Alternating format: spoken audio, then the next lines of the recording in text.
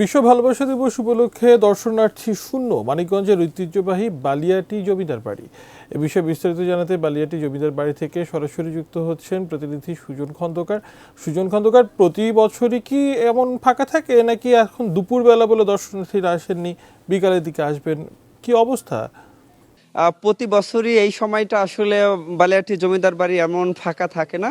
প্রতি বছরই এই পহেলা ফাল্গুন বিশ্ব ভালোবাসা দিবসের এই দিনটায় কিন্তু হাজার হাজার দর্শক থাকে এবং এবারই কিন্তু ফাঁকা। এবং আমি কাউন্টারে যারা দায়িত্ব রয়েছে তাদের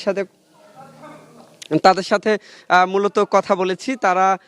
তারা মূলত বলছিলেন যে নির্বাচন সংশ্লিষ্ট কারণে এবং নিরাপত্তার সমস্যা কারণে কিন্তু এবারই এই বালিয়াটি জমিদার বাড়িটা টোটালি কিন্তু ফাঁকা রয়েছে।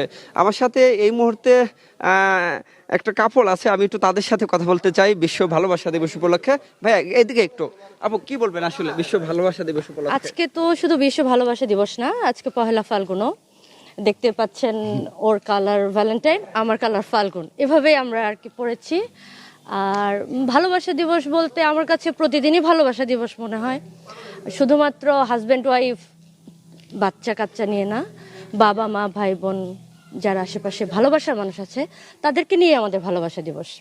এটাই আমার কাছে ভালোবাসা। জি, আসলে ভালোবাসা দিবসের তো ভালোবাসার রঙের কোনো শেষ নেই, ভালোবাসার দিবসের কোনো শেষ নেই।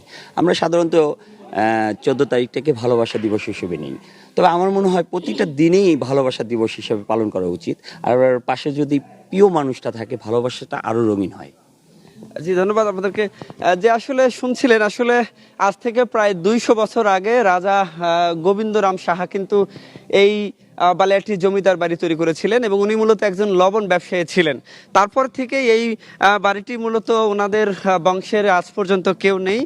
তবে আজকে এই পহেলা ফাল্গুন বিশ্ব ভালোবাসা দিবস উপলক্ষে বালিয়াটি জমিদার বাড়ি এমন দর্শনার্থী শূন্য হয়, কিন্তু হতাশ হয়েছেন এর যারা কর্মকর্তা রয়েছে, আয়োজক রয়েছে তারা। যে এই ছিল মানিকগঞ্জের এই বালিয়াটি জমিদার বাড়ি থেকে আমার কাছে সর্বশেষ।